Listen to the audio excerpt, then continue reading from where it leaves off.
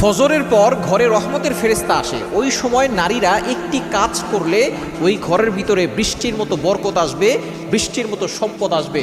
আল্লাহ পাক রব্বুল আলামিন রহমত নাজিল করবেন। মনে রাখবেন, ফজরের সময়টা হচ্ছে গুরুত্বপূর্ণ সময়, এবং এই ফজরের সময় যারা রাতের বেলা যে সমস্ত ফেরেশতারা ডিউটি পালন করেছিল তারা আসমানে উঠে যায়, এবং ফজরের সময় যারা আসমানে ছিল তারা জমিনে অবতরণ করেন। এই সময় আপনি ঘুমিয়ে থাকবেন না। এই ফজরের সময় আল্লাহর কাছে দোয়া করলে দোয়া কবুল হয়, এবং এই ফজরের সময় বরকতের জন্য নবী সাল্লাল্লাহু আলাইহি ওয়াসাল্লাম আল্লাহর কাছে দোয়া করেছিলেন। বুখারীর হাদিস, আল্লাহুম্মা বারিক লি উম্মতি ফি বুকুরিহা, আয় আল্লাহ আমার উম্মতের সকালটা বরকতময় করে দাও। আল্লাহ তাআলা এই দোয়াটা কবুল করে নিয়েছেন। সুতরাং ফজরের সময় ঘুমিয়ে থাকবেন না। এই সময় রহমতের ফেরেশতারা প্রবেশ করে এবং রিজিকের ফেরেশতারা আসে। এই সময় যারা নামাজ না পড়ে ঘুমিয়ে থাকে, তখন এই রিজিকের ফেরেশতাগুলো তারা রিজিক নিয়ে মানুষের কাছে না গিয়ে তারা চলে যায় বন জঙ্গলে, যেখানে প্রাণীরা আছে, তাদেরকে রিজিকটা দিয়ে দেয়। এজন্য আপনি এই ফজরের সময় ঘুমিয়ে থাকবেন না, ফজরের নামাজ পড়বেন, আপনার চেহারা সুন্দর হবে, রিজিকে